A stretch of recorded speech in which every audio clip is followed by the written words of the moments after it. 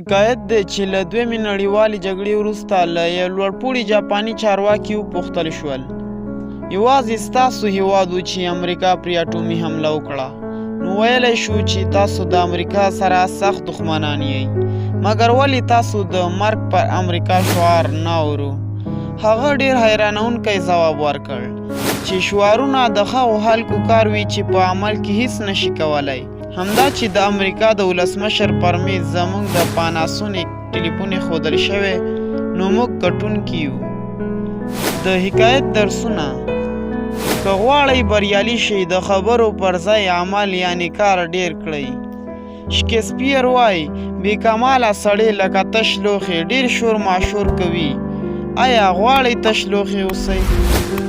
له هرې ناکامۍ زده کړه وکړئ او دښمن ته د ګواښ پر ځای په خپل ځان خواري وکړئ دا غوره انتقام دی چې د وخت په تېرېدو له خپل رقیب څخه په اخلاقو علمیت او نورو ښو کړنو کې برتري ولرئ د خبرو پر ځای د عمل خلک شئ خبرې لاپې او د بریا تمثیل کاذبه خوښي درکوي خو عمل او کار مو د خبرو برعکس واقعي بریا ته رسوي انتخاب ستاسو په لاس کې دی تشې خبرې کوئ یا ځان ته کاذبه خوښي ورکوئ